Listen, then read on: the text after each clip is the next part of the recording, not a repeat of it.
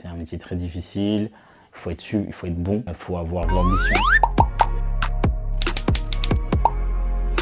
Bonjour, je suis Clément, Startup Programme Manager chez School-Lab et j'ai fait Iconoclass, l'école qui forme les futurs business développeurs.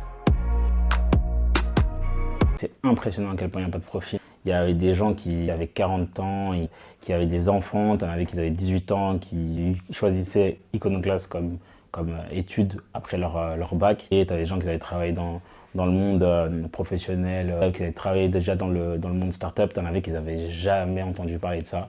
Il n'y a aucun prérequis. Ce qu'il faut, c'est vraiment de la motivation. Il faut aimer le challenge, il faut aimer se surpasser soi-même. La fainéantise, parce que ça va se voir directement. Un manque de bienveillance. C'est un métier très très dur. Il y a un travail de groupe, même si on n'a pas l'impression.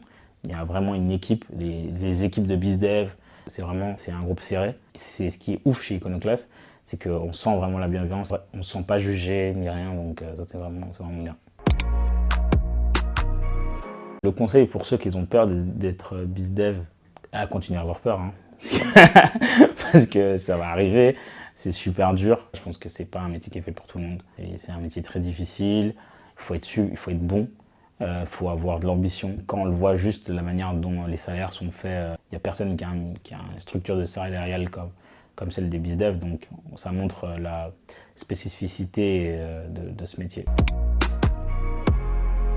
Deux tips dans la formation qui t'aident par la suite.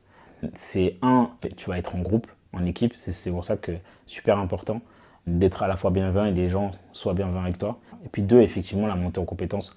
On ne se rend pas compte à quel point le premier call et ton dernier, donc le call que tu fais en septembre et les calls que tu vas faire en décembre, sont radicalement différents. Et juste ça, psychologiquement, ça te rassure et ça te montre en fait que tu es compétent et que le reste, c'est psychologique. Et Icono, on t'apprend aussi à donner des feedbacks et à les recevoir.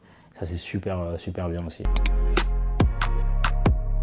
Le conseil que je donnerais à quelqu'un qui a fait Icono et qui sort d'Icono, rester très proche d'Iconoclass, continuer à demander des conseils, que ce soit à la communauté, aux alumni, parce qu'il y en a qui sont là, qui sont en poste chez Doctrine, chez Doctolib, etc. depuis maintenant plus d'1 an. Super important de rester dans le réseau et de faire grandir ce réseau.